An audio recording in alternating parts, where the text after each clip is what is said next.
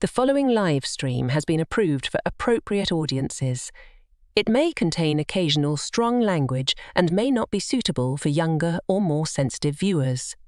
Viewer inebriation is advised, though not mandatory.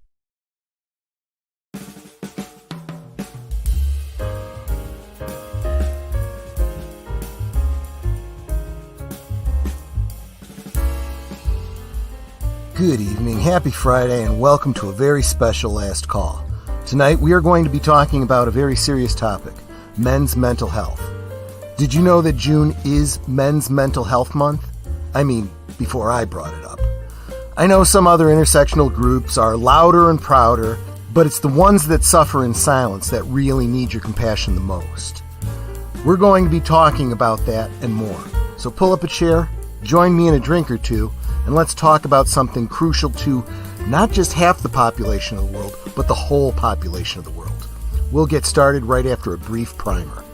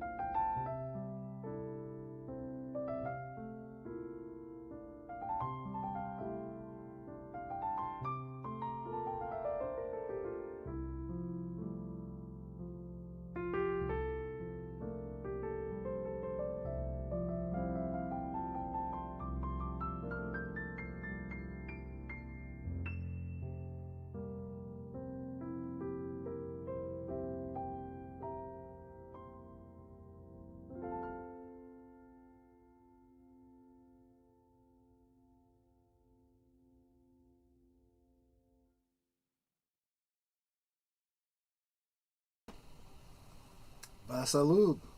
Yeah, I hate starting out a last call, on what seems like a pretty down note, but I think this is a serious topic. I think we really need to address it. June is more than half over now, and I think a lot of you might not have even realized that June is Men's Mental Health Month. Everyone else goes on and on about every other reason to be aware of things during June, but probably the one that needs to be talked about the most isn't. But let me bring in the reason that I stay relatively sane. My lovely wife, Netta of Netter's Network. How you doing, my dear? What you sipping on? I thought you were going to talk about the bottle of wine behind you was your reason for, go ahead. Not at all. Not at all. That's why I'm taking it easy tonight.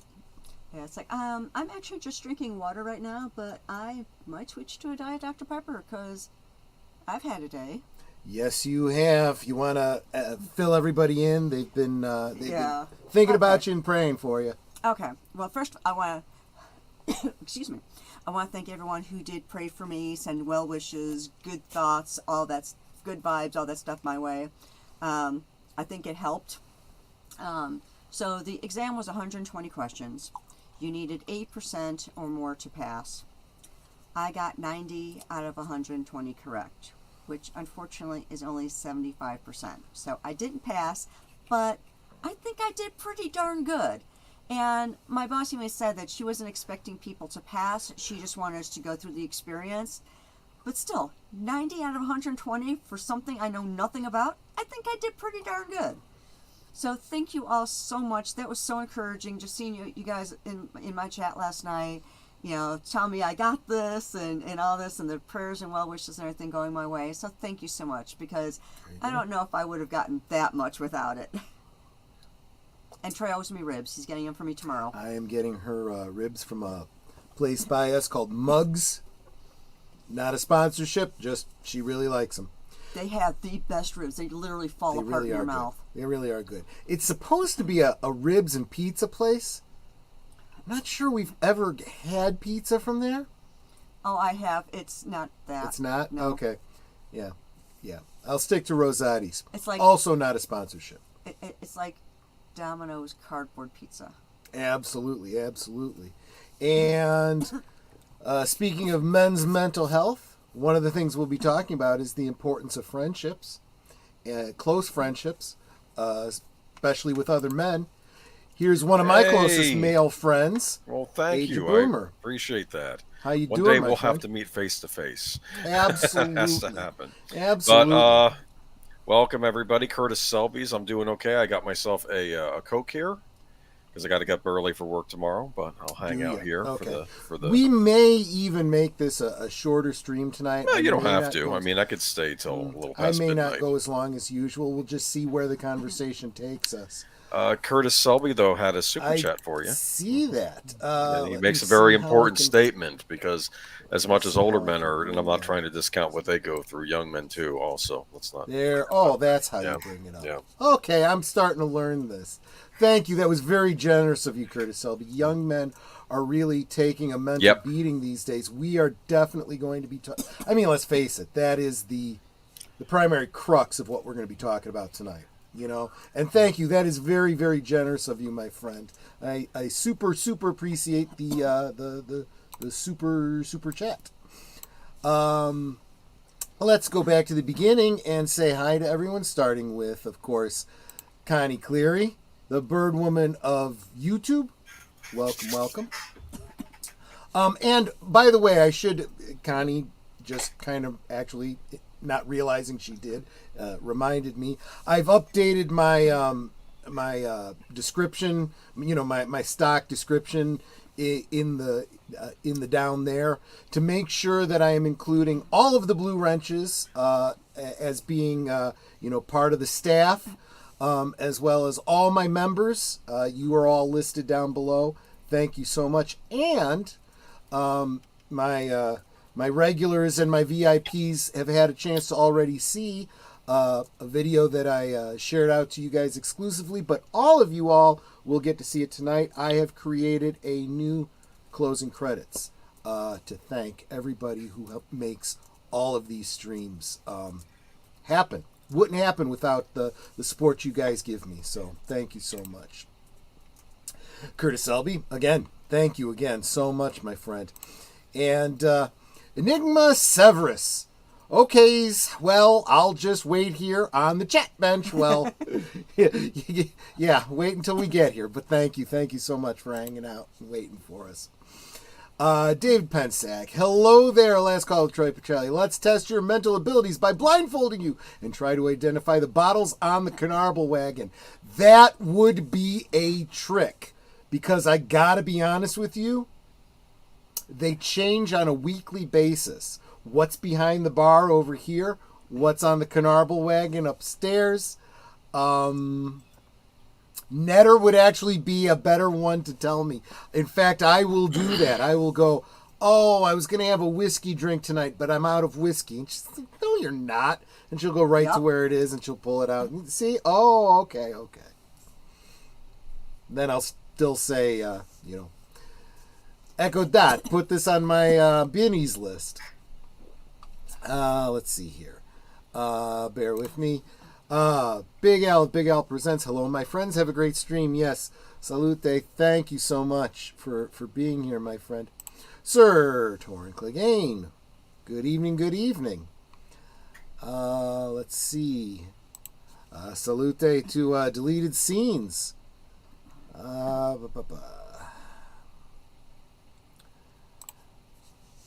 Yes, we know. You came to hang out on the chat bench. Yep. Hang out as long as you like. We super appreciate having you here. And of course, the lovely Netter of Netter's Network. Said hi to you earlier, but hello again, and I love you. I love you too. Isn't that a coincidence? It is a darn good coincidence. It's a case of real synchronicity. Let's see here. Keely Chow, saw you earlier today, and I actually don't remember which chat we were in together, but salute. It might have been Midnight's Edge. Let's see here. Let's see. Bear with me, everyone.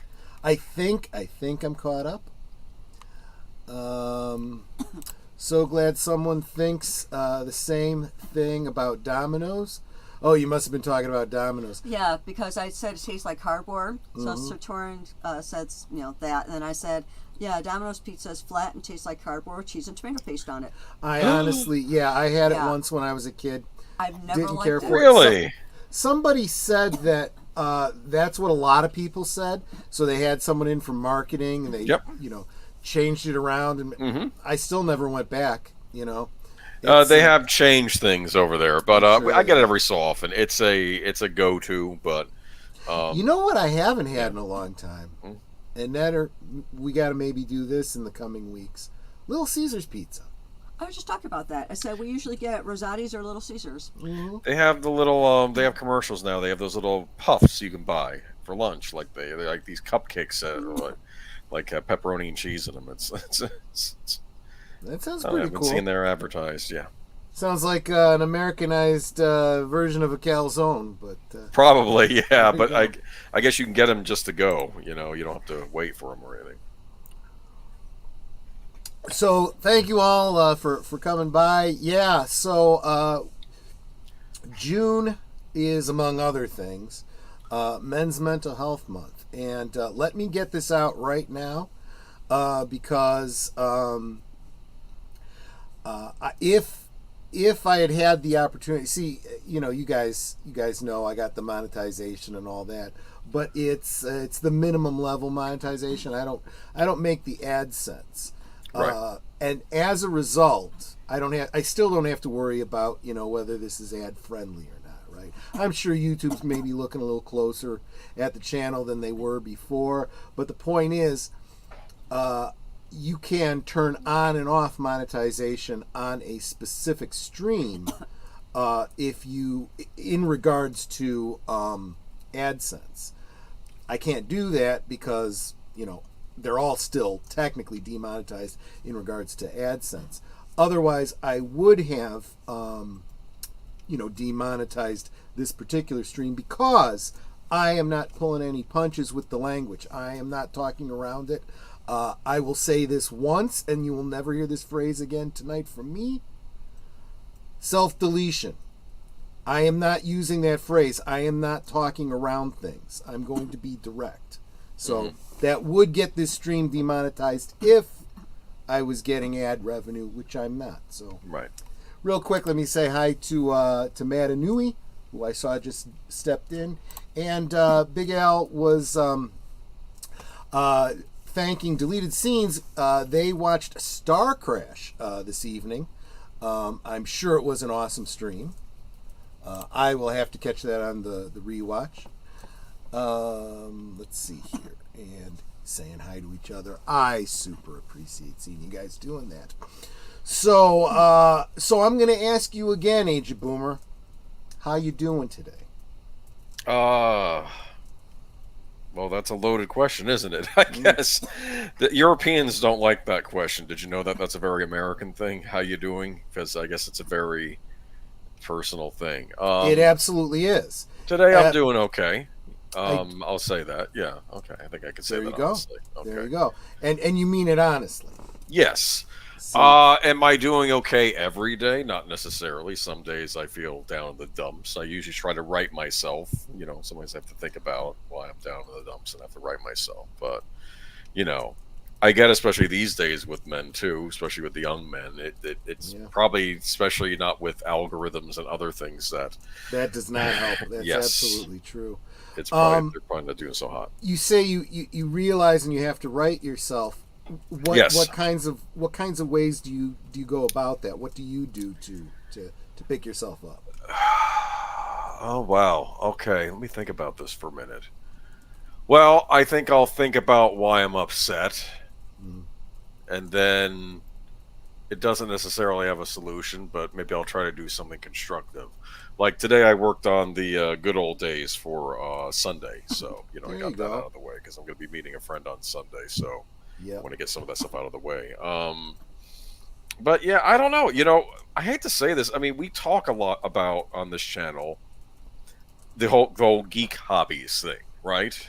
True. Absolutely. And why we get into this. And I think for a lot of us, I'm not going to say these things like our hobbies. I think sometimes they were used to kind of right ourselves a little bit after we had a rough day, with that's true. relationships or anything else. You'll still have these things to fall back on, whether it's a game or a movie series you like or a comic book. You'd have that to kind of redirect yourselves. I mean, I don't know if women do the same thing. I know men tend to, or sports, they'll get involved in sports and stuff like that. But yeah, that's why when those things are under attack, that's sort of how I got involved in all this.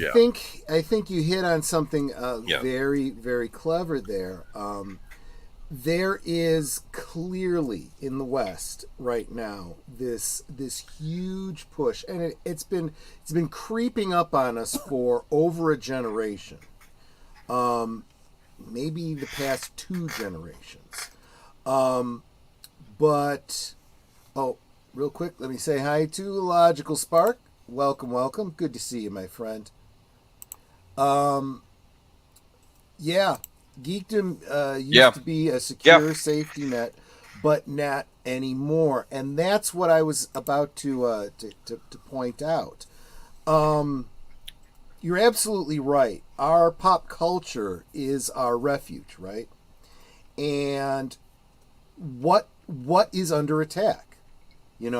Pop culture, the nuclear family, right? Religion, everything in our lives to bind you to something, keep us grounded, keep us connected, person to person.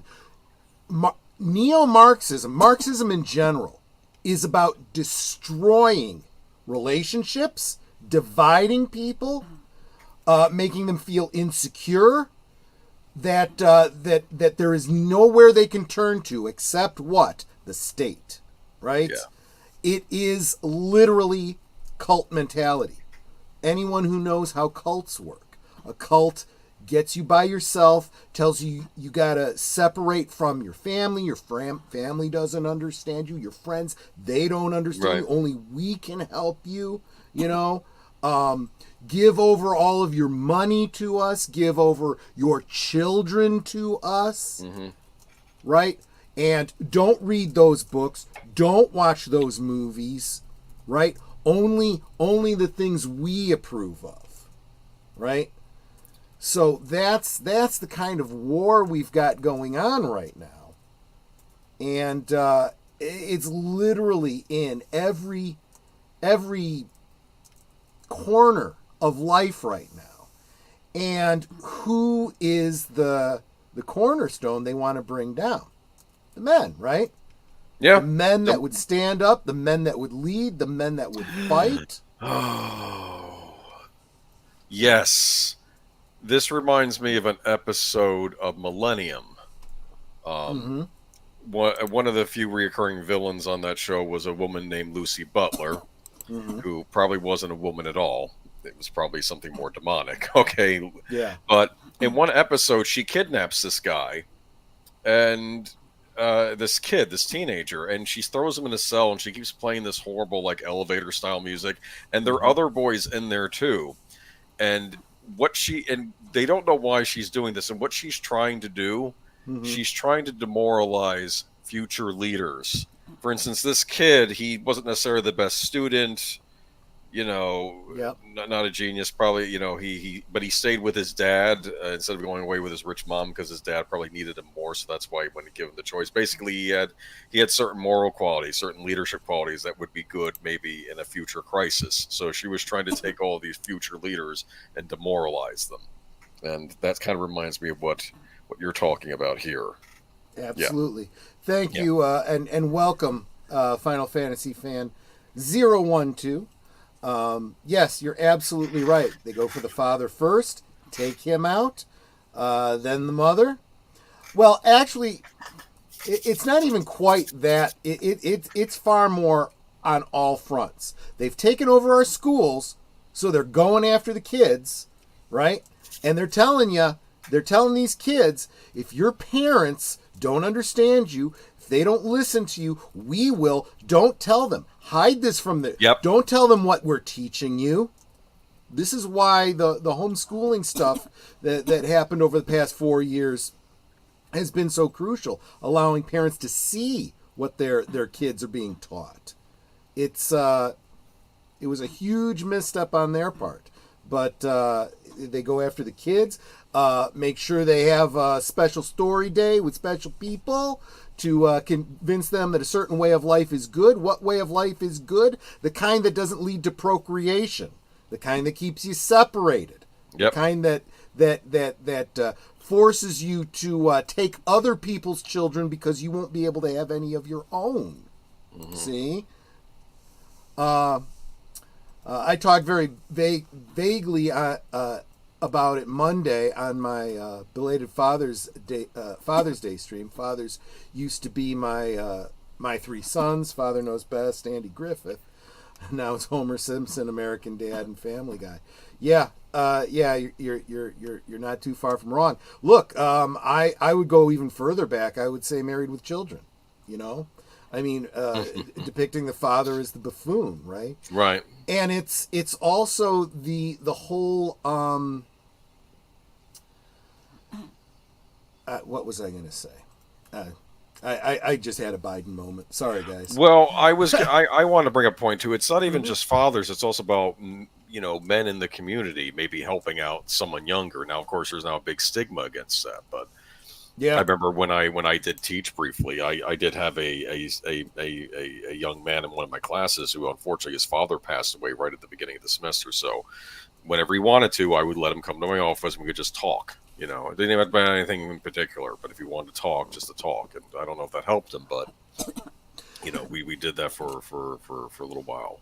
Not to get us too much off topic. Yep. But when it comes to what Enigma is saying here, this is why I have a real problem with teachers' unions. I'm sorry, but I believe there is no profession that needs to be more merit-based than teachers, and that means individually. I'm not saying that I don't think teachers shouldn't have the ability to collectively bargain, but keep in mind what institutionalized unions are. They exist to perpetuate themselves, and they have their own political plans and motivations. So it's something to keep in mind. The power of... Yeah, I'm sure we'll be getting to this subject maybe in the coming weeks. Well, you know what? Actually, since he brings it up, and we were just talking about the pop cultural war, right? Who were your heroes? It was Luke Skywalker. Yep. It was Superman. It was Superman, big time. And all of these things, and the neo-Marxists have all moved in and pushed their agenda. First, it was moral relativism, right? So this is where you get your Snyder verse, right? Mm-hmm. With we gotta make everything grim and dark and nothing aspirational, right? Superman felt like he was always miserable in those Snyder movies, like he didn't want to be Superman. Did you notice that? That's exactly right. That's exactly right. There was something to be said for every Christopher Reeve film ending with the smile into the camera. It's like you knew that not only was this a happy ending, but Superman was happy. That's a good thing. That's a good thing. Yeah. Right? Maybe Batman's a little bit broody, but that's not who Superman is, right? Well, granted, my main thing with Batman is from the animated series, but at least in that original animated series, before he became more of a jerk later on, he was tough, but he had a compassionate side. And you would see this in some of the episodes. Yeah. Right. So, welcome, Lady Mist. Thank you so much for the flowers. Let's go back to the Acolyte, right? So we've already had Kathleen Kennedy and her ilk completely undermine Luke Skywalker, kill Han Solo like a punk, right? Awful. Even their own men that they've created, what's his name, Poe Dameron, who was actually asking valid questions, oh no, you can't question the female authority, Leia's gonna shoot you, that became very obvious. And then we get Ahsoka, right? And then we get the power of one, the power of two, the power of many. Yeah. So I don't think enough people are talking about this. What is that? The power of one, the power of two, the power of many. It's someone wanting to make a Star Wars musical. It's coming. Well, there's that. Aside from how it's the cornerstone of certain Wiccan practices, okay, right? That, whatever. It is the collectivism. It is, again, that neo-Marxism, right? Yeah. Right? And it's a corruption. It is a corruption of what the Force was meant to be, right? The Force was supposed to be this nature, right? The nature of the Force, the living will of whatever. You could project whatever you wanted onto it, whether it was religion or philosophy or whatever. Thought it was midichlorians. They're what harnesses it. See, I have actually come to, he sci-fi'd it a little more than he needed to. But why is it that Luke Skywalker and Yoda can tap into the Force in a way that you and I can't? Does the Force not exist in this galaxy in the present time? No, I don't think that's the case. I just think that, the beings in that galaxy have established certain, symbiotic relationships. Anyway, I'm getting off topic there, but again, this is the undermining of our heroes, of our aspirational heroes especially, and the cornerstones of our culture that would elevate us and lift us up and unify us. They need us to be downtrodden and separated, and the worst is. And I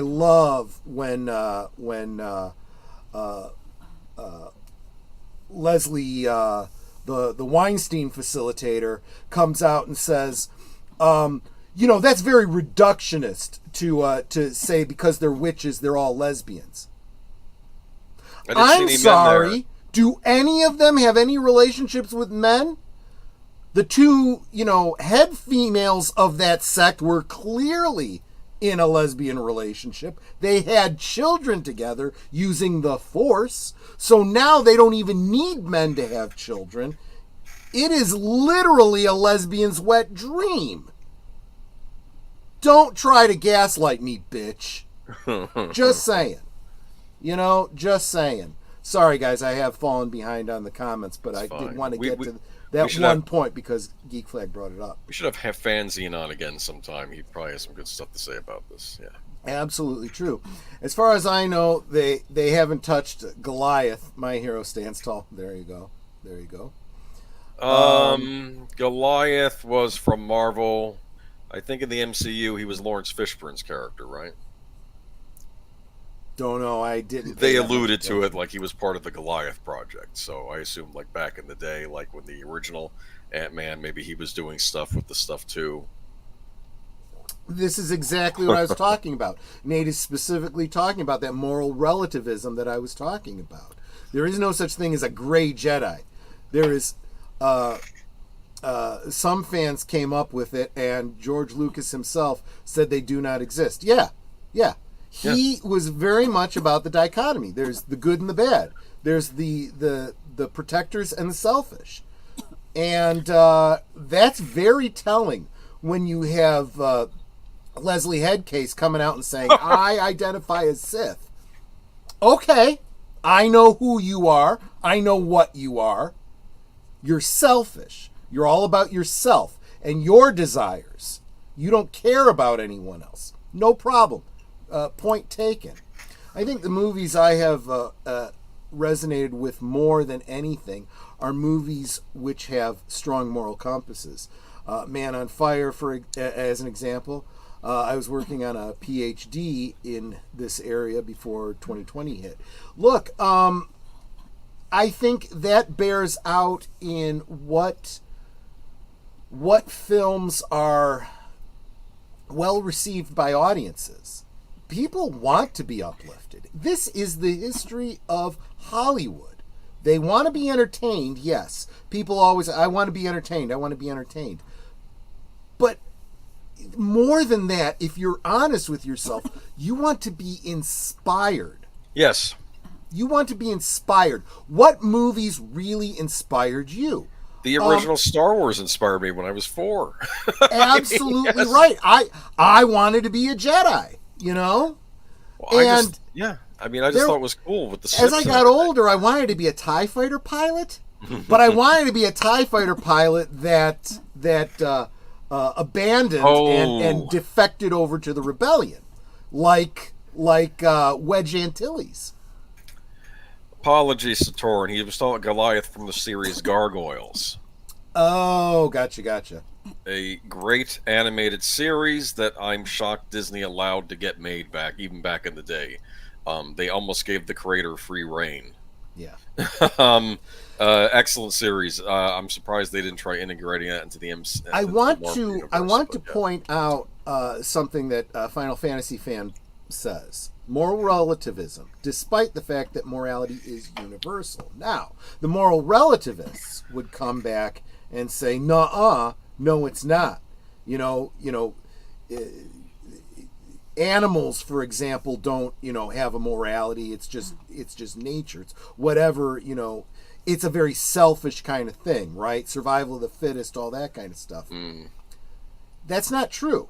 When you look at groups of animals that have societies, right? When you look at ants, when you look at chimpanzees or other primates, wolf packs, dolphins, they have a society predicated on, I'm going to use this term loosely, rules, right?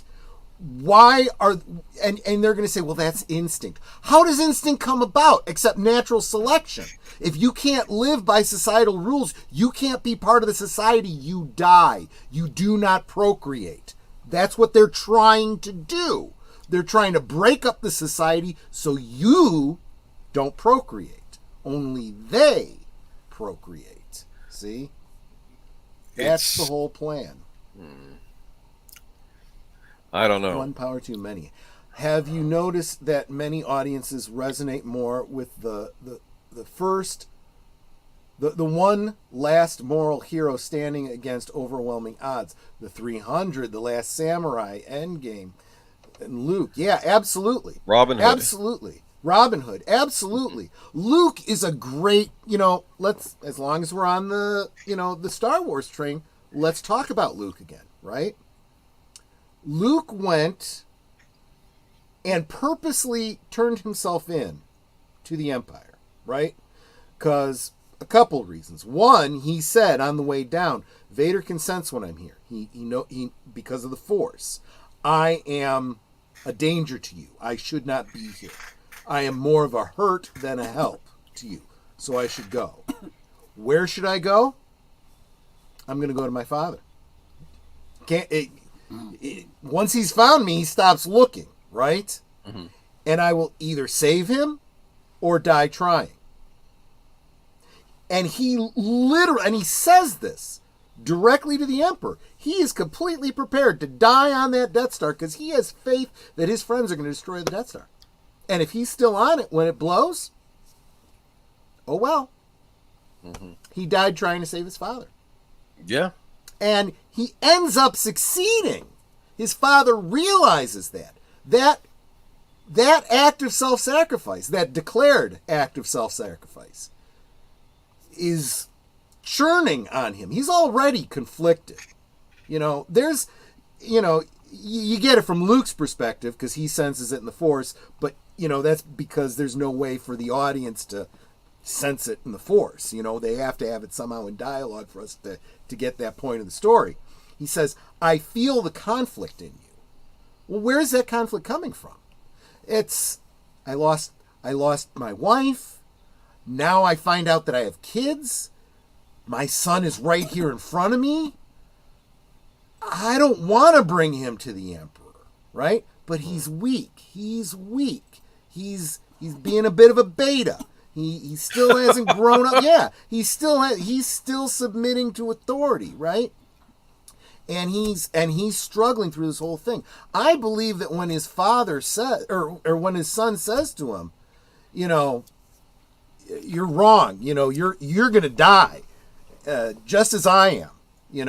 Oh, you think, and the Emperor's focused on this sparring of words, but Vader is like, he came here knowing he was going to die. Why did he come here? He came here to save me. That's what he said. Holy crap. And that continues to resonate. And then he sees in the battle when he's, oh, okay, you got a sister too. Well, I'll go after her. And then he frickin' loses it. Now Vader's going, okay, I guess the Emperor's won. But what happens? Luke throws his lightsaber away. He says, no, I am not going to kill you. That is not why I came here. I am a Jedi like my father before me. I'll tell you what, that probably hurt Anakin more than any damage he took from that lightsaber. And that is what puts him over the edge. He goes, he stands by the Emperor, sees the Emperor torturing his son, says, fuck this. My son was ready to die for me. I am going to do what he was prepared to do. He manned up, right? I did want to bring up a point, though. We do have in a lot of culture like these self-sacrificial heroes, but I always think it's important that the hero shouldn't want to do that. Yeah. Like Iron Man had that argument with Captain America in the one movie. It's like, you're the guy who would never take a bullet for another guy. It's like or never jump on a bomb for another guy. I try to figure out a way to deactivate a bomb so we both would survive. That's what he said, Right.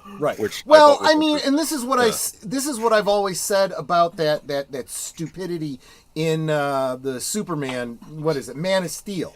Right? Oh, he had no choice. He had to kill Zod. No, Superman would have found another way. You just didn't know how to write him that intelligently. That's the problem. We are a government of, for, and by gaslighters. That's what it has become. You're absolutely right. That's the sad thing. Crazy love victimhood. Yeah, and therein that just shows you the plan is working, right? They become demoralized.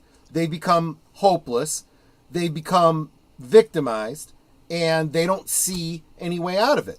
That's a generation that we failed to teach, what you need to survive, not to be a victim, to not count on government or whatever. You count on yourself, your family, your friends, and together you're strong. Have young people been growing up being lied to though about some things? Oh, they absolutely be honest have. Here. I think you and I were too about certain things. Absolutely. The force is the living universe the way. Oh, okay. Noble, strong, compassionate. Yep. Even to people who had no reason to defend or care about. Yeah, exactly. And that's just it, right? You were talking about Marvel, right? Steve Rogers throwing himself on the grenade, right? To save a bunch of guys he just met, 2 days before, right? And I he get didn't him in need that to moment. know. It didn't matter what color they were or who they were or even if they liked him or not. He was like, you know what? This is what I need to do. And this is not uncommon, right? No, it isn't. This is the kind of thing that happened all the time in World War II. This isn't just something that happens in comic books. We've heard those kinds of stories all the time from guys that came back from combat and whatnot. And does that mean they were stronger or better? No. Steve Rogers was the weak guy. The only thing he could do is throw himself on that grenade.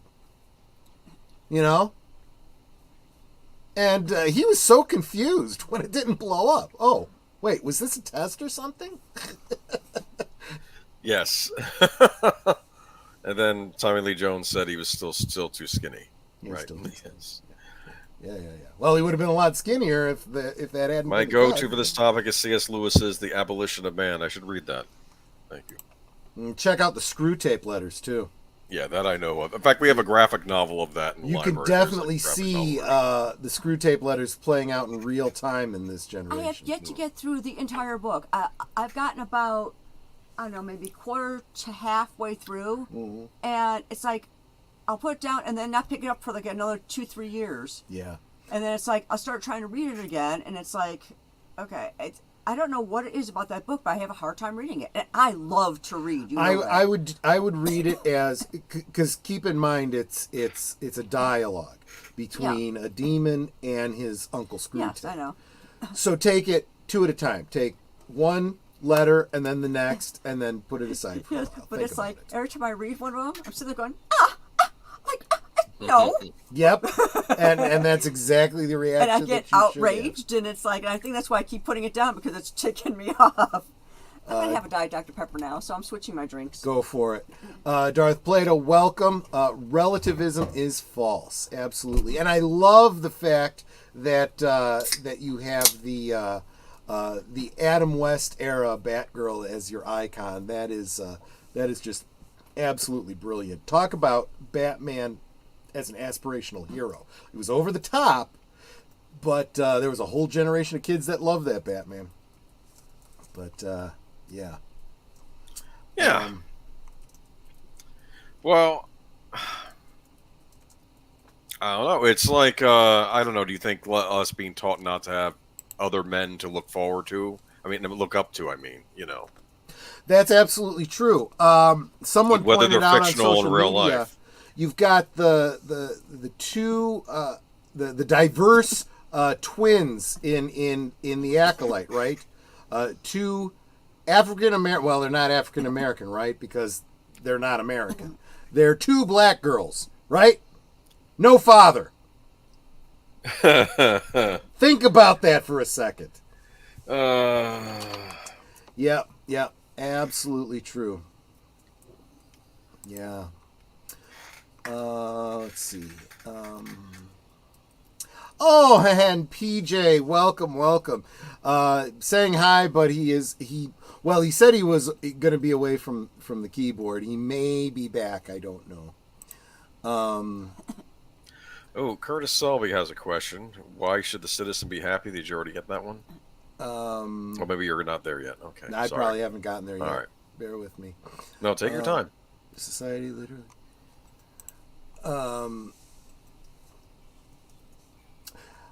Yeah, this is kind of what I'm saying, and it's not something that societies make up out of thin air, right? It's like I said, there is no dolphin, government that comes together and votes about where they go to eat and what the role of the men will be and what the role of the women will be. Nature has already decided this for them, right? And they follow it. And their children learn it by observing it. And they do likewise. And those that don't, they get ostracized and they end up dying off. Same thing with primates. There is a certain pecking order and you follow the rules. And if you go outside of that, well, it's entirely possible that you will be ganged up on and killed. That's how societies operate in the animal kingdom. Those rules are you think they're arbitrary. You think they were created by some group of men who wrote books hundreds and thousands of years ago. No, it's just tradition based on what has worked and gotten us this far. And if you think you know better, go for it. But your generation may end right there with you. Look at the very last post. Down one more. It's hard to do. I can't get there. Okay.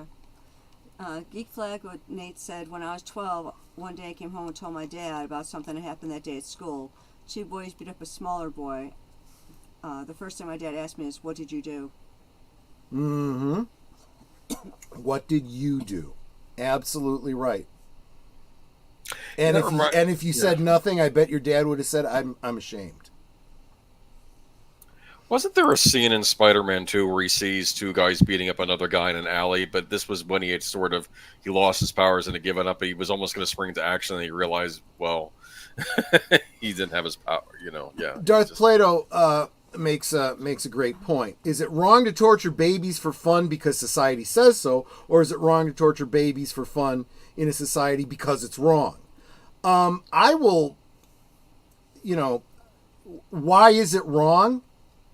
Friggin' golden rule. This isn't philosophy. This is a natural law. Do unto others as you would have them do unto you. Don't do things that you wouldn't want to happen to you, because by doing them, you might invite that, right? You tortured and killed my baby? Okay, I'm going to torture and kill your baby and you. You're kind of opening that floodgate on you. But they screwed up part. The screwed up part is that they had Superman stop Zod by sending him back to the Phantom Zone, but the studio and possibly Snyder and Goyer thought it wasn't exciting enough. It's just and that's part of what bothers me about the way they handled it in Well, the first time they did it, which was Superman 2, right? It was not made clear what happens to the Phantom Zoners, right? You see them get punched and they fall into a mist, and in a deleted scene, you see them being taken away by Arctic police, which I guess is a thing in Superman's universe. Why not? But that, if nothing else, that implies that, their intent always was that they weren't dead, right? Why do I see Jack Burton as the one driving him away from Kurt Russell's character? No, I'm sorry. There you go. There you go. And no, we need your truck to haul the Phantom Zone. Hi there. And let me. I'm gonna kind of start cruising through these a bit. I think I'm getting caught up. You guys saying hi to each other. I just got to Nate's comment that we were just talking about. He's got a follow up to it too. Yeah, I'm getting there. Okay. I said nothing, and my father told me that is not who you are. That is not who I raised you to be. And the next day, I found these two boys, and I didn't win the fight, but I gave as good as I got. That's what's the criteria for winning? After you gave as good as you got, what happened after that? Did they continue to pick on this kid? Did they come after you again? What happened with that, right? I'll tell you what the way that needs to go, if that had been my kid, I would assume that I'd get called in and I would be told your kid was fighting, blah, blah, blah, blah, blah. Yeah? Why did my kid have to fight? He was standing up for another kid. Where are you? Where are your teachers? Why are you allowing this to happen in the first place? It never should have gotten to the point where my kid had to step in. Dereliction of duty. That's how I would handle it going to the school. Yep. Yeah, no, absolutely right. I'm studying The Great Divorce. Mere Christianity discusses your points that you are making. The Great Divorce. Until We Have Faces, maybe my favorite. Okay. Yeah. Good topics. But, critical thinking and drinking. Welcome, my friend. Good to see you. We are talking men's mental health. We've kind of gone down a causality path right now. We've been talking about the social Marxism that has been probably one of the biggest stresses on men's mental health, and it's by design. Tear down the family structure, tear down masculinity, divide us, separate us, chew away at the cornerstones of our society. It almost seems, especially with the younger generation, that the sexes are attacking each other too. Yeah, divide as in every way. Who talked about this? I think very succinctly. So they had to cancel him. Was Jordan Peterson? He talked about divide. That's what all this intersectionality is about. Oh, he's in Canada too. They have different rules up there.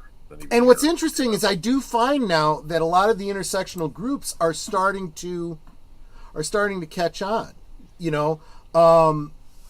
When you see Gays Against Groomers, they're starting to go, look, we don't want any of this. We don't want you bringing up these issues with children, our children or anyone else's. That is not appropriate.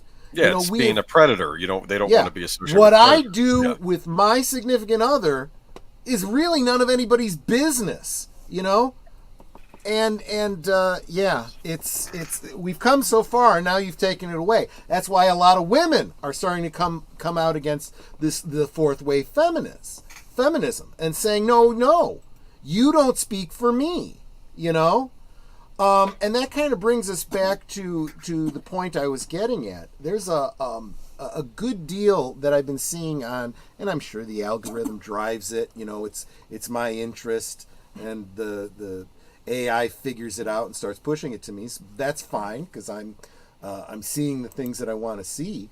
But you know, you see someone like the Dadvocate on YouTube. If you know who that is, it's a young lady who's married, has children.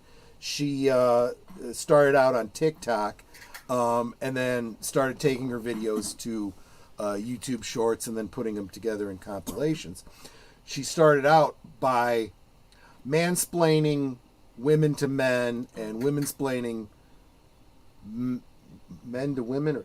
Anyway, she's explaining the differences between men and women, how they're confused.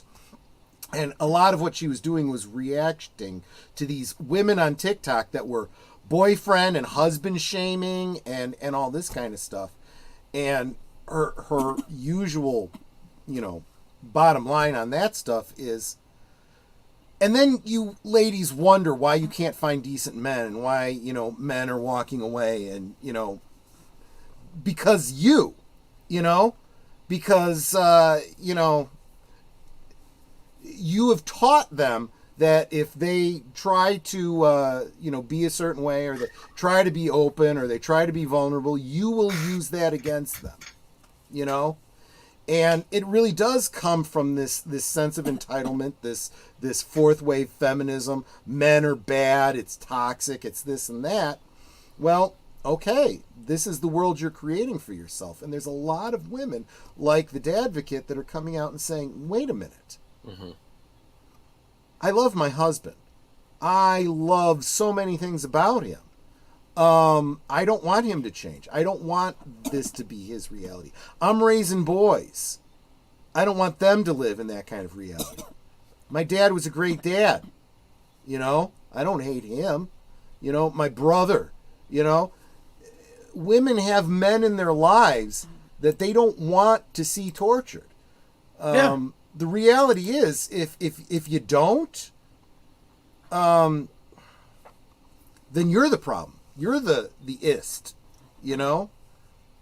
Just my 2 cents on that, you know. But there's another one. He's I want to say he's a is he a senator or a congressman? It's a Nick Freitas. He actually interviewed the Dadvocate recently. But okay. Yeah, he's got a great video out talking about. I'm obviously not going to play it. It's his content. You should just get over to his channel. In fact, I'm going to go ahead and drop the link just because he's. And what's great is most of his videos are these shorts. He's got live streams and stuff too, but he's got these great shorts where he'll comment on something, and, you know, he's got that look, he's got that, you know, man look, and he's got like a cup of coffee in his hands, and, well, I heard just recently, blah, blah, blah, blah, blah, blah, this and that, and then he'll describe it, and then he'll, you know, end with something witty, and then he'll take a drink and try to read what his coffee cup says. It looks like it's different every time. But he had a great one. It was a snippet from a longer stream that he had done, talking about men are kind of berated for not, you know, being vulnerable and sharing their feelings and stuff. And he goes, no. He goes, no, that's not the way it's supposed to be, right? You know, you have to earn that from me. I have to know I can trust you before I can open up to you. You know, that's not for everyone, right? And I was like, wow. And he says, and that's where emotional maturity comes from. Mm-hmm. Knowing when to be sharing and when to not. You know. Yeah, you know. So but yeah, there is also understanding the, and I'm going to use religious terms, but you don't have to be religious to understand the basic logic and philosophy behind it. The sin of pride, right? Oh, this is not a segue. It's just I happen to see that Samuel Proctor came into the chat, and I wanted to say hi to Samuel Proctor. Pride, why is it a sin? Pride goes before a fall, right? Gosh, there's actually a lot of proverbs in the book of Proverbs dedicated to pride, right? And pride in English is a strange word, right? Because you can be proud of an accomplishment, right? But it is a sin to be prideful. You want to take pride in your work, but you don't want to be haughty, right? So for example, if you have accomplished something and you say, I'm really proud that I did that. I'm proud of that house I built, or that I don't know, the craft I created, or that video I put out, or 32 years of marriage. 32 years of marriage, absolutely. That one I can only be half proud of, because that was a team effort. But you could be proud of that too. Proud of a sporting victory that you had something to do with. How weird is it, though, to be proud of something you had nothing to do with? I'm proud of the White Sox winning the World Series. Really? Did you coach them? What role did you play in their victory? Right? This is, yeah. Hold on a second. Let me say to Gorillas Random Thoughts. Welcome, my friend. From the flooded state of Minnesota. Hope you're okay there. Yeah, how flooded are you? Are you personally okay? I would assume you have electricity. You're on last call with us, so you must be relatively. Or he did what Boomer did, and he's somewhere else with like a laptop. That or could something. be. And, That could be. Let us stay know. Dry. Yes. But what? Okay, I thought you were answering. That's fine. Yeah. So I'm sorry, Boomer. You were starting to say about pride. Oh, no, I was going to say that it reminds me of an episode of Curb Your Enthusiasm with Larry David, where Larry David's friend got a new convertible, and says, well, you didn't congratulate me on getting a new convertible. And I'm thinking, what's there to congratulate? You just bought one. It's not like you won something or you earned something. It's right, exactly. I mean, does that make sense to you? I guess absolutely. I don't know. I'm supposed to congratulate someone when they get a new car or something. Exactly. Real quick, I want to say, Sashi, Netter kind of went into it all at the beginning, but bottom line, she didn't pass, but she came really close. I was just typing that out to him. I mean, basically, for anyone who's joined recently that hadn't heard this already, there's 120 questions on the test. I needed 80% to pass, which is 96 questions. I got 90 correct, so I was only 6 questions shy, but 5% short. She did. Yeah. She came really, really close. Came really, really close. Troy was just talking about pride. I'm actually proud of myself for doing as well as I did, and I really think it's because of all your well wishes, prayers, and things that you guys are sending my way that I did as good as I did. And my company even said that it wasn't anything I needed to pass; they wanted to just go through the experience. But I still think I did pretty darn good, and I'm happy with that. Yeah. Yeah. There you go. I don't really understand the idea of being proud of things that you never had any control over. I'm proud to be Italian. I'm proud to be, a man. I'm proud to be heterosexual. Why? It's just part of my nature. That's not something to be proud. It's not something I achieved that I had to work for. Well, is it maybe a nationality thing, like I'm a proud American or a proud Canadian or something like that? I don't know. I've heard that excuse, but yeah. I mean, it's but not so much that it divides you, right? Right. I'm proud to be Italian, and anyone who's not Italian is beneath me, right? No, that's a little, yeah. Yeah, I'm Italian by marriage. Yeah, well. Or to put it slightly more crudely, I'm Italian by injection. Well, there you go. There you go. See, there's the dadvocate for you. There's the wife that is very secure in her relationship with her husband. Yeah, I mean that's. But I don't think we mean it the same way. I don't think that you can be. don't. This is why I say that word pride has different meanings, and I don't think that kind of being proud is the same thing. I think it's oftentimes that's a reaction to being marginalized. People don't realize this, but and this is not popular to say, but I'm sorry, history is history. The Italians were hated and despised and what's it called? Ostracized? Racially mistreated as badly as black people were. And Irish too. And the Irish too. That's absolutely when people forget that a lot of these European groups were treated like crap also when they came over here. In fact, the term redheaded stepchild, that's a real thing. There's actually a couple great videos talking about how did Italians become white, because they were considered to be black in the weird Jim Crow-ish type laws that we had in this country. Mm-hmm. I feel like Troy should wear his fedora at a 45-degree angle when he makes a poignant point. It should then return to default. Well, there you go. But I'd like to think I'm constantly making poignant points, so I'd be doing all night long. So I don't want to do that.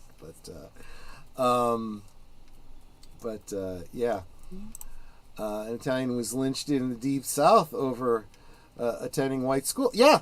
That's exactly right. That's one of the examples I was thinking of. So you got to understand that when you are a generation removed from being a marginalized group, and this was something that there were behavioral studies that I read about in the 70s in grade school.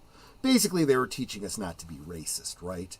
But how did they do that? They looked at actual behavioral studies, and they found that the difference between, in this particular behavioral experiment, they were giving questions to black children and white children. And they were asking, look at this picture of a black child, look at this child of a white child. Who's more intelligent? Who's smarter? Are you intelligent? Are you smart? Are you beautiful? And I think you can kind of guess where this went, right? There was a bias against the black children, even among the black children. No, I am not as smart as that person, in the white kid in that picture. They were more likely to say the black child is less intelligent. This is, this is the kind of the kernel of truth that they talk about when they talk about institutional racism. It's not like, this was taught to them, but it kind of was by the way that society had geared itself. But that stuff does not persist for generations and generations and generations. You eventually overcome that. Like I said, how did Italians become white? It's starting to happen to the Asians now in this country. They are being considered white in terms of the DEI initiatives. Interesting. So, yeah. And I think that most people that, are really honest would say, look, our country's come a long way. We abolished slavery. There were dark times. There were Jim Crow laws. We've overturned all of those, right? We have laws that protect, every race, creed, color, religion, gender, even identities these days. What more can the society do? Those of you that think that morality comes from the society making up rules, right? And I think, like I said, from the way I was taught, not only in school but by my parents, you don't hate people because of the color of their skin. They're no better or worse than you. We were all taught that. We were all taught that. I remember. But no, we can't have that. We've got to divide. We can't bring people together. This is what I'm saying. It's been usurped. Yeah, we'll be talking about that on Sunday. I have not yet seen Cabrini. I even had the opportunity to get a pre-screener of Cabrini, and I was just too busy. I couldn't do it. But yeah. Dad said I could be anything I want in this country except president, and that was only because he couldn't believe that whatever happened, and he's probably still typing the next part of it. But yeah, I hate that they give you so few characters that you have to split it up. ridiculous. But I'll tell you something. The fact is that we've always told everyone you can be whatever you want to be, but that causes children to overlook the true realities, right? You can be anything you want to be, even president. Well, I suppose in the strictest sense, it's true. You can be president, but the fact is, in your lifetime, you're only going to see about 10 presidents. 10 presidents out of all the people in this country. You know, your chances of winning the lottery are way better. You know, the same is true. You know, they used to say it about astronauts. You can be an astronaut if you want. Well, good luck with that. You know, there's only a handful of people that have been to space and back. NASA's very hard to get into. It really, really is. You know, but yeah. So, but anyway, so what I was getting at was with my talk about pride, is that we have to remember that there's a scripture. You know, it's one of the Proverbs. For lack of planning, nations fall. Many advisors make victory assured. Right? It's good to be independent, right? But I see that Gregory Borse has joined us over from from X. Well, welcome. It's good to see you. Thank you so much for being here. It's important to remember that it is good to be self-sufficient, right? Strive. If you can't count on anyone else, you got to count on yourself, right? But don't be afraid to ask for help, right? Because if you have to do it alone, you do it alone, but you could do it better if you have help, right? And sometimes you absolutely need that help. And I think part of the negative pride, the pridefulness that men, have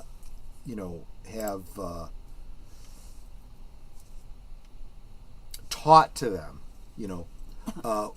what I think they arguably call the toxic masculinity. It's not toxic masculinity. Oh, please. It's just something that's been taught to men. You gotta toughen up. You gotta man up. You gotta grin and bear it. Don't complain. Okay, it's true. You got to be made of tougher stuff, right? But there's no reason to do it alone. That's foolish. There comes a point when you have to recognize, I need help, and I need to seek out that help. That's wisdom, right? So, real quick. Greg, Troy is talking some serious feminism topics. Okay. I suppose if you want to look at it from that perspective. Greg is a PhD, so give my boy room to speak if needed. Absolutely. But before we go any further, talking about pride, talking about asking for help when you need it, I've got something that I wanted to share. I did mention it in the notes. We were supposed to have a very special guest tonight. He had another commitment, but he did give permission and actually sent me a copy of this video that he had done last year for Men's International Health Month. I think it's important, and I think you need to check it out. So give me just a second. I'm going to have to mute you, Boomer, because otherwise we get an echo when I share the That's fine. Mute me. Yeah. I'll bring you back. I'll unmute you after the... It's fine. Do what you gotta do. Don't mute him. That's abuse. Well, share screen, entire screen, because I got to share the audio, and his audio will come through twice if I don't mute him. So go ahead and play this for you.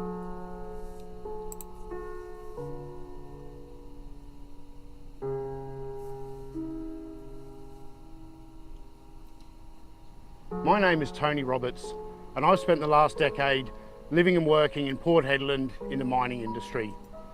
But that's just my job. Who am I really? Well, I'm a husband, a father, a brother, and a son. I'm a veteran. I struggle with my mental health, and my life has been irrevocably changed by suicide.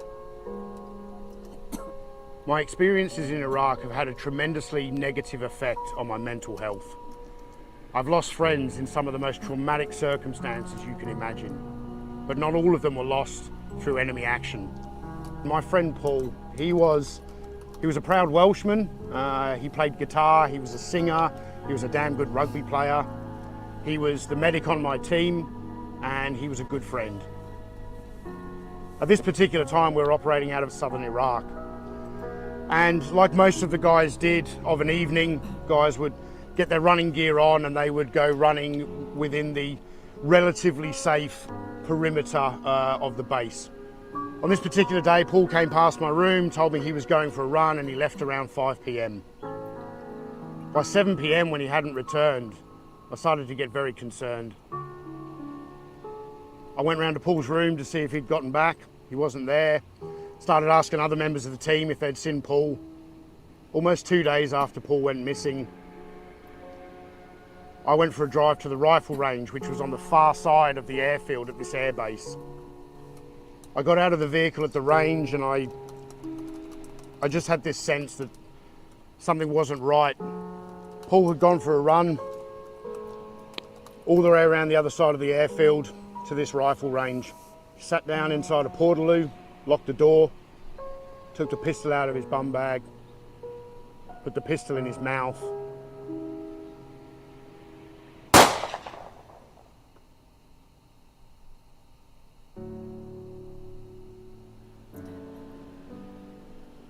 I had no idea my friend needed help. I had no idea there was anything wrong. I thought I knew this man intimately. We'd lived and worked together for a long time. Paul had only recently returned from leave in the UK. He'd been back a couple of weeks. And at no point did I ever ask him if he was okay. It was only after Paul took his own life that I learned that back in the UK, his marriage was breaking down. He was losing custody of his kids. He had very little control over what was going on back home. And I guess he decided that the burden was just too much to bear.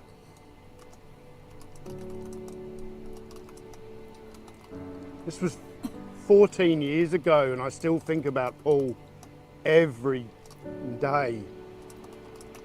Every day. I asked myself if I could have done more. Why didn't I ask Paul if there was something wrong? Why didn't he talk to me?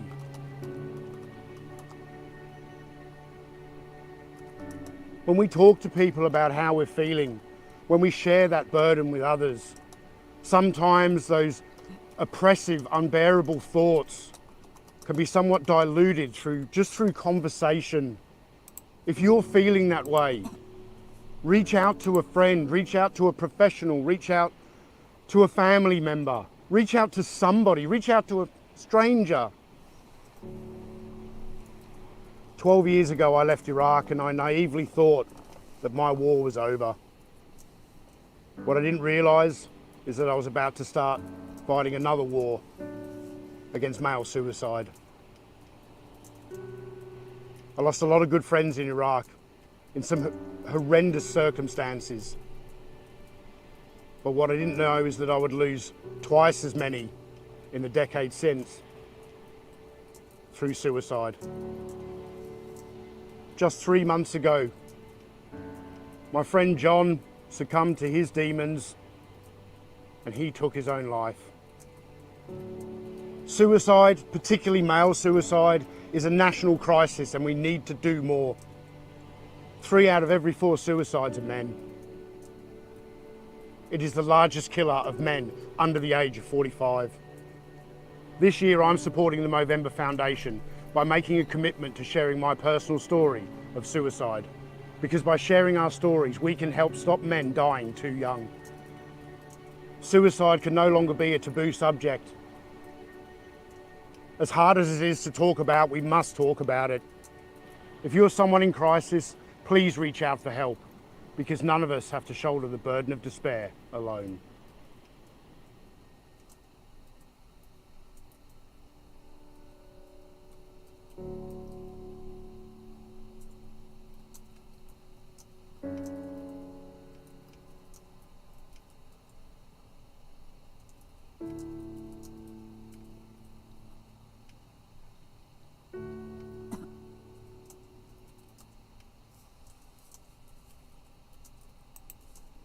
Let's get you back in here, Boomer. Yeah, obviously that's geared towards an Australian audience, but Well, I think it speaks it's a to pretty universal concept. And I thought about this. This is why I didn't do this. I thought about, putting up a number, for the United States and whatnot, suicide prevention hotline and so forth. I didn't, because I have not done the research to know anything about these organizations. Some are better than others. right. I think the message is just, if you need help, get help. And don't ever be afraid to seek help, right? Right. And like Tony was saying, sharing your stories, right? Sashi was just saying that he knew somebody who had committed suicide. He lost his job as a flight steward during the lockdowns, and his wife divorced him. She didn't lose her job. Yeah, I mean, that when you tell a story and you only have so many characters to do it, and you don't get the full length and breadth of the story, so I don't know all the details, but I can kind of imagine, right? A man that is and I've been in this situation too, maybe not as dire as that, but when you're out of work and you're not supporting your family, and your wife is shouldering all the burden, you feel incredibly depressed. You feel like, that what do you call it? That meme that I shared, right? I bet he's thinking about other women, and what's he thinking about? What happens if I fail? What happens? Who's going to take care of my family? So on and so forth. That's what the man is thinking, So, and this was another thing that so many of us said during the lockdowns. People are going to lose their jobs. People are not going to be able to support themselves. And you're going to lose more people to suicide than you are to this stupid bug. Little did we know we'd be losing more to the cure than we did to the disease. Well, also, too, all the job losses, too, during that pandemic, that didn't help matters. Yeah, Troy and I both lost our jobs 5 minutes apart on the same day. Wow. And he was fortunate enough to get another job, like, something like 7-8 months later. So, like, we lost our jobs in March. He found a new job in November. I found a new job the following March. Now, actually, we lost our jobs in April. So he found his job in November. I found mine the following March. Fortunately, we had unemployment that we were able to fall back on. And because of COVID, they extended how long you can have unemployment, because normally it's 1 year, and mine was going to be running out. So, and that extra couple of months really helped. So that was something. But and there's a follow-up here. The family of the dude got the cause of death changed to natural causes. There's a stigma attached to the act that causes it to be underreported down here. Yeah, I know that, for example, if you're religious, a Catholic specifically, you can't be buried in a Catholic cemetery if it's a suicide. There is that kind of thing. I really do feel like the stigma should be more on the people around the person, not to absolve you of responsibility for yourself, but you really need to be, you really do need to care about people. It's not enough to just send emojis and, oh, happy birthday. Social media told me it's your birthday. Happy birthday. Kind of be in people's lives. Caring about them is an active thing you actually have to be doing,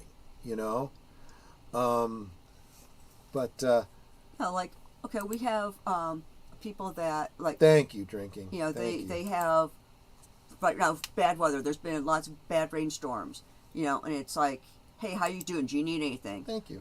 And like when Boomer was going through that in Florida, it's like, do you need anything? How can we help?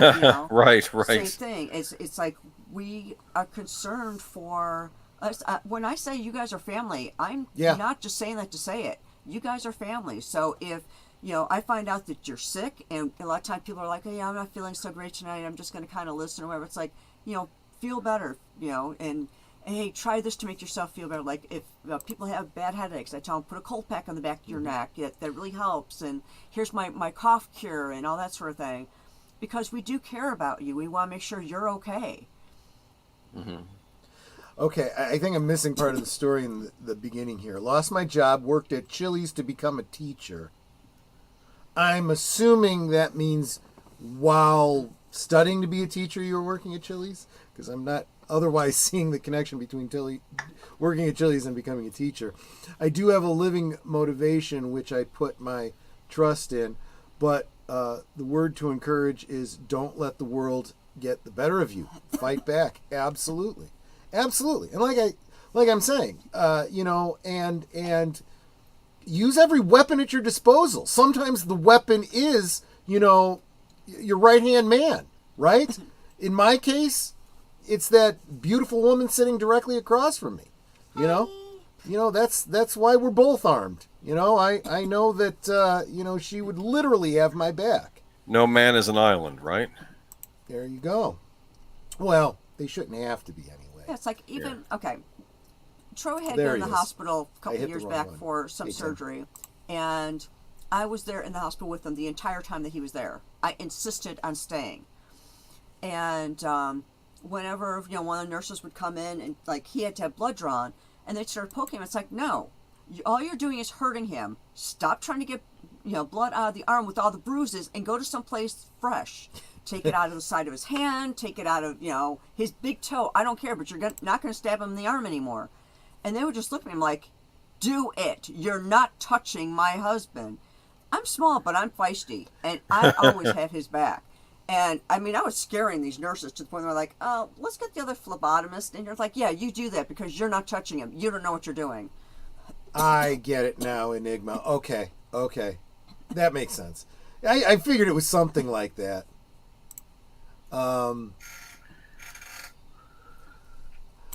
Darth Plato says, can't get a job teaching in the English-speaking world, so I turned to doing a book. Well, there you go. I've had a lot of people tell me, I miss my...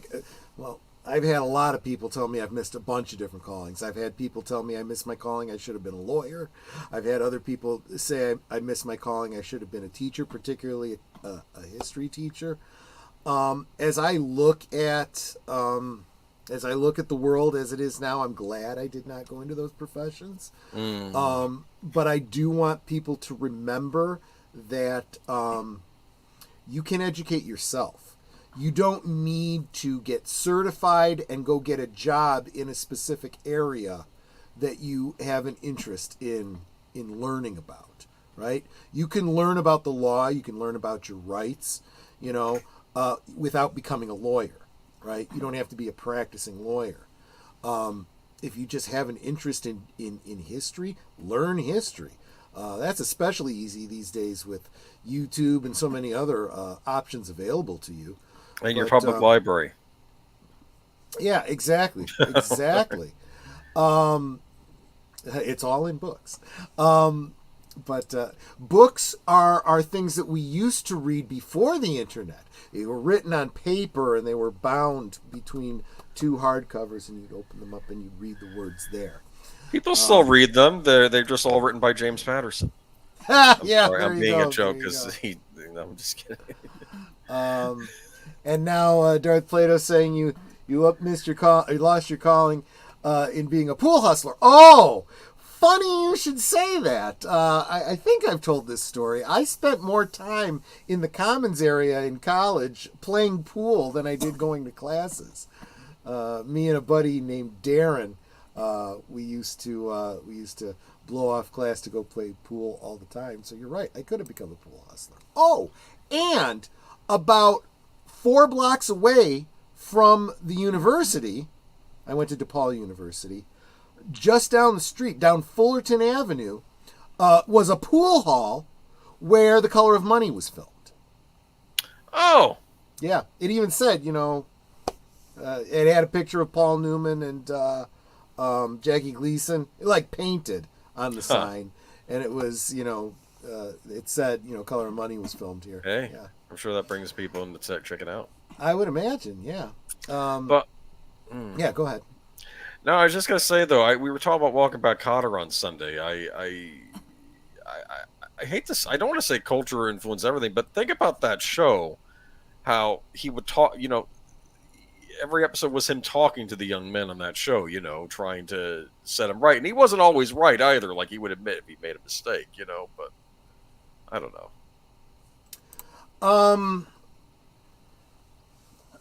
I guess we don't have TV like that anymore. I guess that's what I'm trying to say. I don't know. It depends on exactly what your goal is. If you want to continue feeding that beast, that's fine. But there are more and more options, right? I mean, for one thing, I would encourage people to look into Hinsdale College. Just saying. They take $0 from the federal government. They are all privately funded.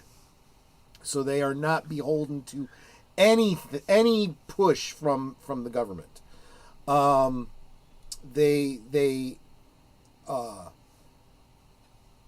focus on critical thinking.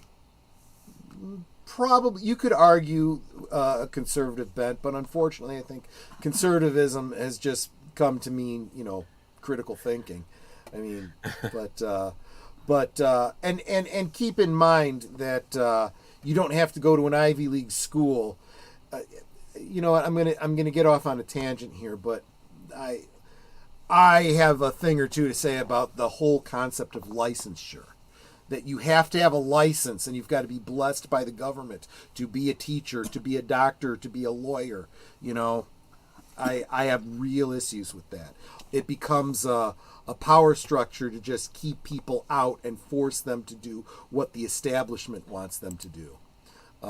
If we didn't see that during the pandemic, then I don't know where you could see it more clearly. Yeah. So this is why I started out the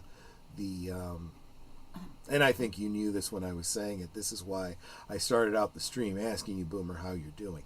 I know how you're doing. I ask you every week. Well, yes, 3 times a week, actually. The fact is, Boomer and I talk more than I talk to most members of my family. Come ask me again during hurricane season. Actually, we're technically. I do, don't I? I consistently do. Especially when I see that there's a squall starting off the coast. No. It's like, dude. And what do I tell you? I'm like, get out of there. Get your family, get together, batten down the hatches and get out of there. And what do? You have a duty. You stay to take care of people in the municipal facility. Yes. And it's like, yeah, you're the hero. No, it's my duty. It's my DT. That's exactly what heroes say. That's Okay. exactly what heroes say. Oh, thank you so much. The Clue Channel. Salute, Pacellis. And salute to Agent Boomer. Thank you so much. Super, super appreciate it. Didn't have to do that, but I really do appreciate that you did. But yeah, gosh, you guys are awesome. You really are. And this is what I'm talking about when I say you guys make this happen. Because going back to the whole job thing, right? So it was during the pandemic, started working from home, which freed up, depending on how you count it, 2 to 4 hours a day. Yeah. That I did not have to commute. There you go. And I'm like, I got all this extra time, and I can't go anywhere. I can't do anything. I can't see anybody. Well, except the one person I want to see the most. This is one of the things I said early on in the pandemic. So you started making matchstick sculptures. Well, yeah, right. No. I made mountains out of mashed potatoes. No. There you go. I said early on in the pandemic, I said, okay, so weeks and months in my house, just me and my wife. Okay, I'm good with that. But it's now been like 3.5 years, and I think it's like 19. well, for you, it's probably closer to 4. Yeah, it's about 4 years. Well, you were on lockdown longer than other states too. I remember that. Yeah. That was a yeah. So that's what happens when you live in Alinistan near Chirac. Yeah, it's yeah. But my point was that it was about that time, that I started looking at YouTube and saying, hey, this is a way for me to reach out and still be social. And I've told the story behind Last Call and why, I decided to do this thing, because at the job that Netter and I were working at, every Friday we would get together with our coworkers, go over to the pub, have some chow, have some drinks, blow off steam. And I really missed that. So I was like, I bet there's a lot of people, locked up because of the pandemic that feel this way. I think I'll just start an online pub, and that's what, Last Call basically became. And just kept it going. And what sucks is how difficult and how long a process it is to get monetized, because it's nice to think of it as an additional revenue stream, because, if something happens again, I'm hearing about some flesh-eating bacteria in Japan, and we're hearing about this bird flu now. You better believe they're trying to stoke up another pandemic. Just saying, guys, something to watch for. But it's nice to have the option of alternate revenue streams, and so if I can make this work, I can keep this little community together. So, but that I'm kind of getting off. COVID. I think we'd be going on to COVID 24, wouldn't it be? I don't know. I don't know how those things work. Well, we're 5 years into the 2020s. Are we going to make it the next 5 years? That's all I'm saying. I don't know. Because I'm kind of over this decade already. Anyway. Oh, I see what Clue Channel's saying. You had predicted that in 2023, starting in 2024. Yeah, well, why? Why 2024? Right. So 19, right? COVID-19 was because it was identified in 2019. But it was in 2020 that they started doing all the lockdowns, right? What's the parallel? 2020 and 2024, separated by 4 years. What happens in both of those years? Just saying. Just saying. Not suggesting that there's any election fornication going on, but I think there's some election fornication going on. Just my thought. But Methuselah, those fuckers are saying, watch out for 2026. Why? Malthusians, that's what it is. Malthusians are saying, watch out for 2026. Look, look out for every year, right? Be prepared. Build your relationships with your friends and family, you know, and what is it they say? Work like it all depends on you, but pray like it all depends on God. And I'm going to say, work like it all depends on you, but rely on your friends like it relies on the community. And I don't mean the greater community. I mean your community, your friends, your family, the people that you know have your back, you know, for real.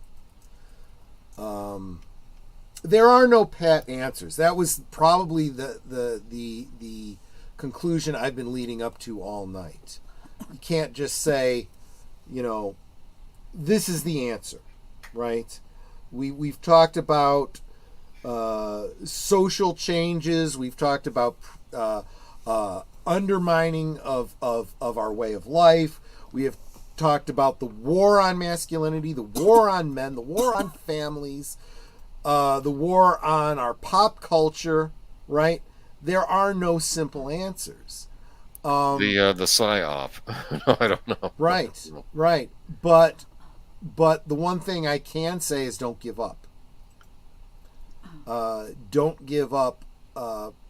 You know, Deleted Scenes is the one who always ends his show with, "This is how we win." The way we win is by not giving up, right? And keep in mind, I'm not necessarily saying, you know, mind over matter and all that kind of stuff. There are people out there that have taken their own life that well, the brain is a weird thing. It's really hard to say, you know, what is what you have control over and what you don't, right? When you talk about things like patterns and behaviors and whatnot, you know, there is some degree of take control of yourself and, you know, hold captive every thought.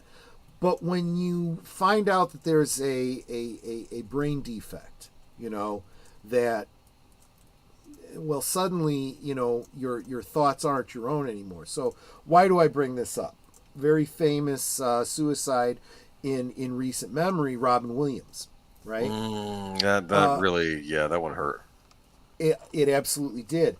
And to say, well, he suffered with depression is an oversimplification of his problem. Turns out he had Lewy body dementia. Look into it. It is becoming far more common, and I have no idea. I have no idea what causes it or where it comes from. But it's literally physically attacking the brain. There's no way for them to test for it until after you die, and then, you know, in an autopsy they can see, oh, he had these Lewy bodies in their brain kind of eating away at the gray matter, and some of it is obvious. Sometimes you get neurological issues. You get obviously depression. You get forgetful, you know, and stuff like the dementia part of it. But very, very oftentimes, in the vast majority of Lewy body cases, they try to take their own lives.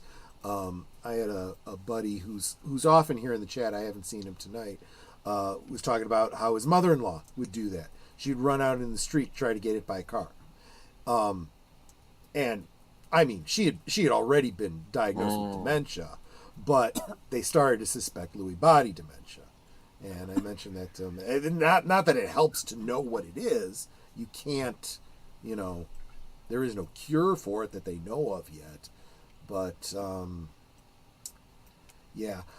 Sorry, I saw you come in. I was in the middle, but Matt Cheatwood, good to see you, my friend. Thanks for being here. But yeah. But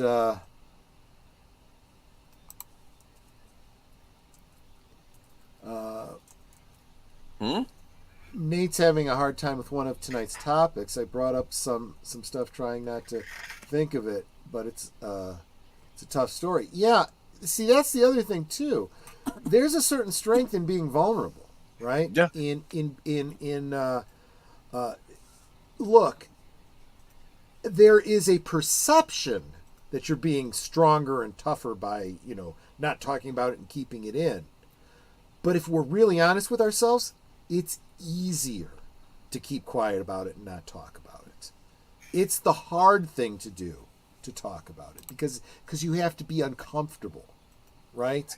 But look. Well, the thing is, they're like, well, if I admit that I'm depressed, they're like, oh, are you a little sad? Or aren't you a big, strong man? That's I know. And they're afraid of being made just fun man of. up, yeah. Yeah, and it's like, no, guys can be depressed too, Well, and I think and that's what it comes down to is recognizing this in other people. And look, we've talked a lot about, men's struggles. This is Men's Mental Health Month. That's the framing that I started this under. But keep in mind that although men and women are different, we got to think about women too, right? I mean, yes, men represent 80% of the suicides, statistically speaking. But that means there's 20% of women taking their own lives too, right? Dealing with things too. We're talking about human beings. One person is a tragedy, right? I don't care what the statistics say. And there are certain things that are kind of universal, right? Men and women do deal with things differently, but universally, they still have to deal with things, right? And universally, they still need help to deal with things. They may need a different kind of help, but then you can almost say that about individuals, not just men and women. You need to know. I need to know how to help Netter because I know Netter and I know, what helps her and what actually makes it worse, And Netter needs to know, like, for example, okay, he's getting angry. I need to give him his space and I need to be more compassionate now that it's hard to be compassionate to him because he's being an asshole than I need to be compassionate when he's not angry. Oh, generally it's like when he starts yelling and screaming and throwing things, I just leave the room. I figure let him do what he needs to do, because he's really just taking it out of me, and it's like he needs a space. If he's going to yell, scream, and break things, let him yell, scream, and break things. He'll eventually calm down. He'll be okay. And when I calm down, do you ever come back and say, what's wrong? Sometimes I ask you when you're starting to do the yelling and screaming, you're just like, leave me alone. It's like, okay. That's not the time. Yeah, and I walk away. That's not the time. And then it's like, okay, what happened? And these are things you need to learn about the people around you. When you really care about someone, you pay attention to those things. He's not normally like this. Why is he like this? If you can't figure it out yourself, ask. And that's one of the big ones that the Dadvocate talks about. Women are big on this. Well, he should just know. No, men are not mind readers. Men tend to be very literal. Yes. So you need to tell them, Do you like my haircut? Maybe in time, maybe after being married for 30 years, he will start to know. But you can't expect him to know right off the bat,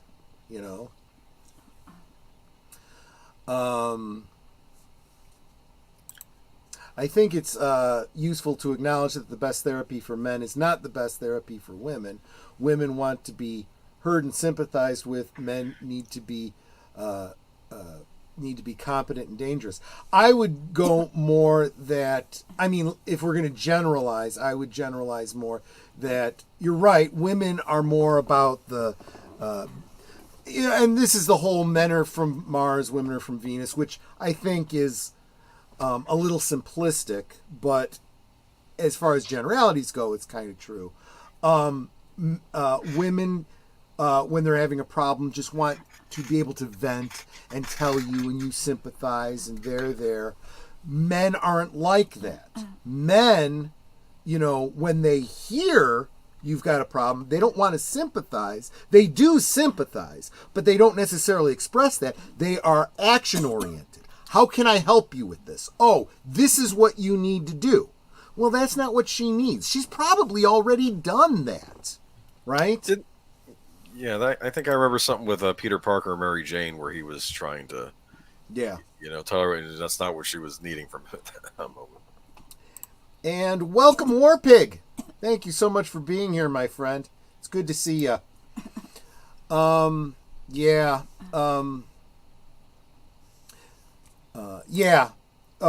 well, men want solutions. Yeah, right. If I say to you, I've got a problem, I'm looking to solve it. I'm not looking for, compassion. I'm not looking for, oh, poor boy. I'm looking for, my car broke down. I can't really afford to fix it. Got any thoughts? Oh, sure, I can help you fix that. I'm real good with engines. Oh, okay, great, thanks. No, I know this guy. He'll work something out with you. You can pay him overtime. I'll help you out with that. That's what a guy's looking for, right? But I think that whether or not you're looking for it, I think we all need a little bit of compassion. So I think that's where it starts. You first have to have the compassion to care enough to start going, what is the best way to help somebody? And just remember that everybody needs help sometimes, and oftentimes the one that seems to have it together the most is struggling the most. Because it is kind of counterintuitive because the people that are obviously struggling are probably doing better because they're so open with their feelings and they're communicating. They are communicating very obviously. So yeah, they need some help. It's very clear. Help them out. But the ones that don't seem, to need your help probably are the ones that need it the most.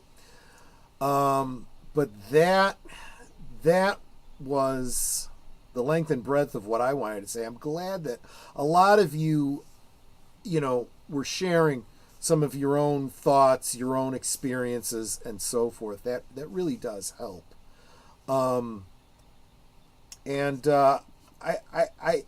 am usually not a big one for, awareness days and awareness months and stuff like that. But you know what? I think this is one that you kind of do need to be aware of. Now, aware of it. Go ahead. No, I'm sorry. I didn't mean to interrupt. Finish. Well, I was going to say aware of it in general, but more acutely aware on the individual level, right? The people around you.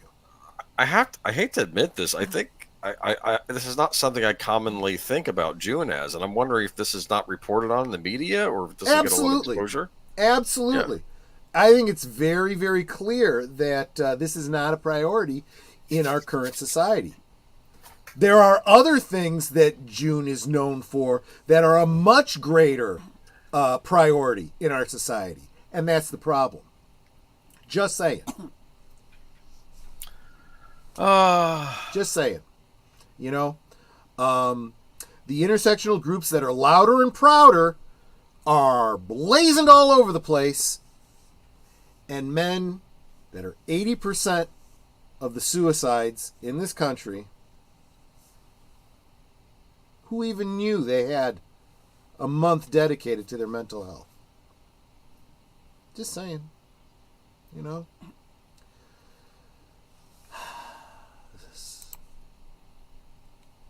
Some don't talk about them because they ain't got any. Yeah. Some people don't talk about their feelings because they don't have any feelings. Yeah. Yeah. Well, that's true. You got a good point there. Well, sometimes men go numb too, I think, right? Like they kind of shut that part of themselves off, I think. It's a defense mechanism. It absolutely is. When you've been beaten up enough, you just, okay, whatever. Pain don't hurt anymore after a while, But Hapla from the dilithium mines.